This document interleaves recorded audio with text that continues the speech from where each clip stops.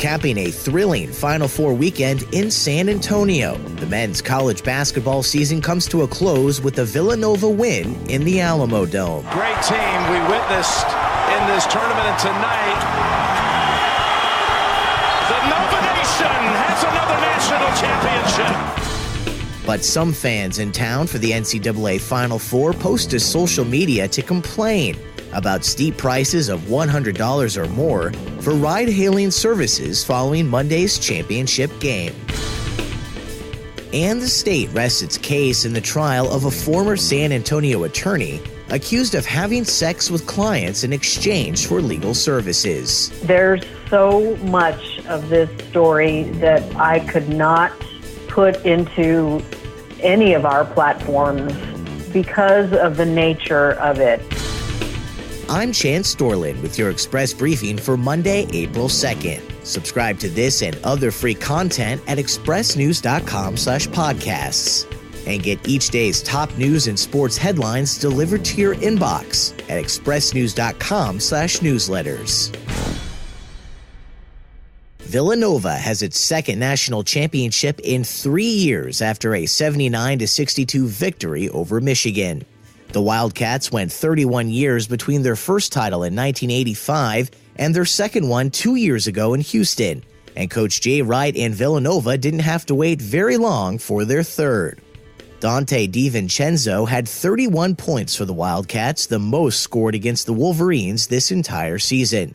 He says he felt like he couldn't miss, allowing him to become the offensive focal point when teammate Jalen Brunson, the AP Player of the Year, went to the bench with 4 fouls in the second half. I was just in the zone, honestly. I was just so focused on just being aggressive because Jalen was on the bench in the second half, and I just had to be aggressive because I knew they were going to come defensively. Villanova, which trailed by 7 points early in the Alamo Dome title game, won all 6 of its NCAA tournament games by double figures.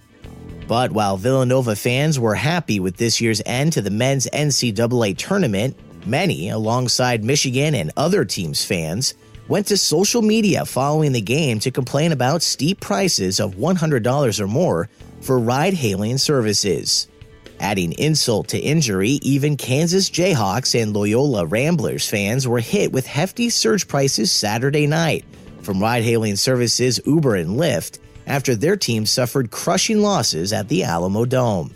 One Twitter user complained of paying $25 for a 4-minute Lyft ride in downtown San Antonio, while another tweeted she had to pay $80 for an Uber ride out of downtown because of Final Four crowds. At one point during the weekend, Uber and Lyft were reportedly charging about $90 for rides. The one Twitter post blamed the Final Four for Uber ride prices reaching as high as $180. Both companies use mechanisms called surge pricing by Uber and prime time by Lyft, where ride prices go up during periods of high demand, typically surrounding large events like the Final Four or the South by Southwest Festival in Austin. The Texas Attorney General's office investigates complaints of price gouging, but citing agency policy to not confirm active investigations, agency spokeswoman Abigail Dottie has refused to say whether the office has received any complaints related to ride-hailing companies during the Final Four. No matter the transportation cost, both Lyft and Uber make passengers aware of prices before they accept the service. And Monday, the state rested its case in the trial of a former San Antonio attorney accused of having sex with clients in exchange for legal services. Accused of continuous trafficking of persons, Mark Henry Benavides has seen women he represented as a court-appointed attorney in prostitution and drug cases allege on the stand that he coerced them into having sex to keep them out of jail, get their cases dismissed, or lessen their legal troubles.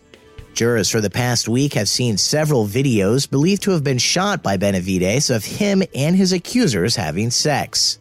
I spoke with San Antonio Courts reporter Elizabeth Zavala about the case for this week's episode of The Docket, our weekly podcast from Express News discussing law and crime in San Antonio, available for free at expressnews.com/podcasts. It was so graphic in nature, apparently, that the judge called a break for the jury, and right as they are exiting court, one of the jurors just fainted. That was first day of testimony, and a alternate became the 12th juror after the woman decided that she could not continue on, and she was extremely apologetic. The case is being heard at the Wilson County District Court and Justice Center after alleged victims claim they engaged in sex acts with the former San Antonio lawyer in Bexar County facilities. His defense attorney requested to move the trial to prevent jurors from doing their own fact-finding during a potential Bexar County case that would have been held in the same facility. Continuous trafficking of persons is a first-degree felony, punishable by 25 to 99 years or life in prison. And that's your daily San Antonio Express News briefing for Tuesday, April 3rd. Subscribe to this and other free content at expressnews.com/podcasts. I'm Chance Dorland.